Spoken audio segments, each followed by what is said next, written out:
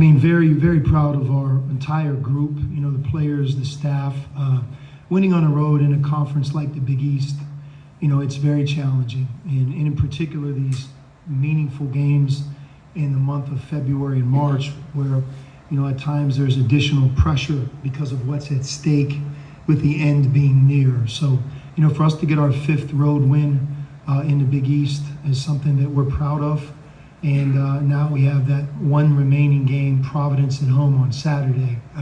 What we've done a good job of is learning from each game, leaving it, being prepared, working together, being focused on the next thing, the things that we can control. And, you know, obviously that continues for us. And that is to feel good about the things we did, learn from the things we could have done better tonight, have a couple great days, and be equally prepared for the Providence game as we would have been for tonight's game and also Creighton. Our guys were able to leave the Creighton game, work really hard, and be ready for tonight's game. Win or lose, we were ready to play.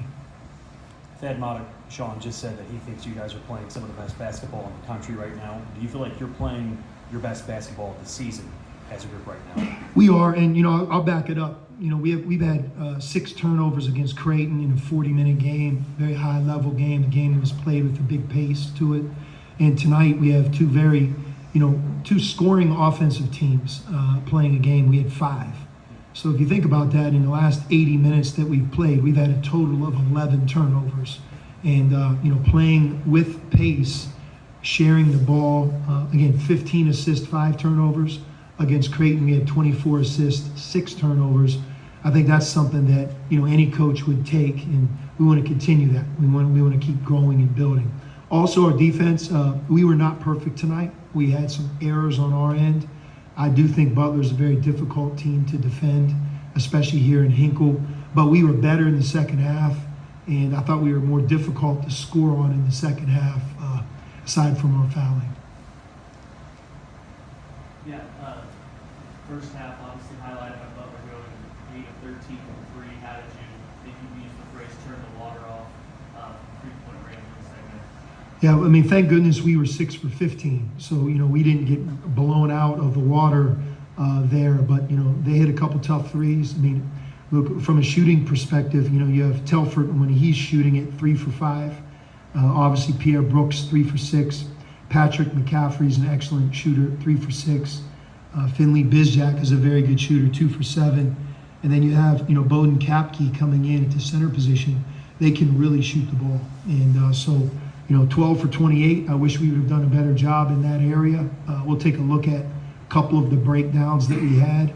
But I also tip my hat to them. It's something they do well. I know Ryan Conwell was his first year with you guys. What does he just bring to this team as a player and a person? You know, Ryan Conwell is one of the funnest guys that I've had the pleasure of coaching. And the reason why I say it is he's an excellent player, but he's an even better kid, a better teammate. You know, the road this year for all of us hasn't been just completely smooth. You know, Ryan's had to adjust to a new coach, a new style, a new team. He had to adjust to the Big East Conference. And even though he's such a terrific player and was a great player at Indiana State last year, this is brand new. What I love about him is as he's gotten more familiar, you know, he's gotten better. And he doesn't let a bad game affect him. He doesn't let a tough loss affect him. And equally, when he's been playing really well, and right now he's playing his best basketball of the year, he then leaves it, goes into practice, and continues to work and do the things that we're asking him to do. He plays point guard for us. He plays off the ball. He makes shots. He's guarding some of the best players in college basketball. And that's the other thing that I'll tell you is his defense continues to grow and improve. But he's a stud. We're thankful that we have him. Nobody in this room, Sean, knows how many wins it might take for you guys to get to where you want to go. But winning 6 straight here, now into March, do you feel like you're in pretty decent position to give yourselves a chance? You know, we're in the mix. I don't want to say anything more than that because, you know, what we do have in front of us is Providence at home. And, you know, you gave a number of, 6. You know, it's up to us to try to make that 7 and then keep moving on. Just what is it that we can control our performance? What is it that we can control the couple days between games? Leaving a good win, going to the next game, being equally ready, being better, growing, getting better. And our team has gotten better because I think we've kept a focus on the things, quite frankly, that we can focus on. There's a lot of smart people on the NCAA selection committee.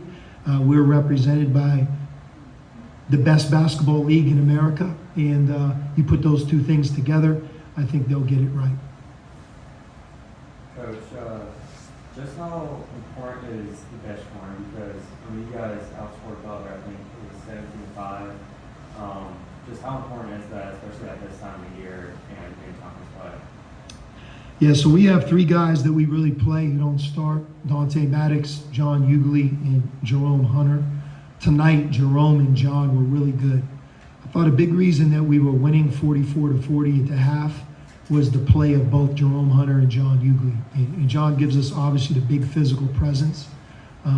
We would have played John more. I thought he earned more opportunity tonight, but Fremantle was having such a great game. We just stayed with Zach at that position. Tonight, Dante Maddox didn't play as well as he had been playing, but if you would have looked at the Creighton game or a couple games before that, Dante's been the guy coming in off the bench, really giving us a spark. So, yeah, those three guys are really important. Last question. Butler kind of grabbed the momentum in the final 6 minutes of the first half, got the lead down to 1 before right in step 3. So how big was that to come out of the locker room in the second half, kind of take the crowd out of it while the Xavier fans coming out into that 6-4 spurt? Yeah, that was a big shot at the end of the half. And, Butler changed defenses, which I don't think they do that a whole lot. And, I thought that sometimes when you do that, you go back to your man-to-man, and it's difficult to regain that, right? It's really difficult to execute and be on it because you're bouncing back and forth between defenses. And, the beginning of the second half, I thought we really did a great job of getting to the rim against their man-to-man. And that's really when the game broke open. Thanks, man. Mhm.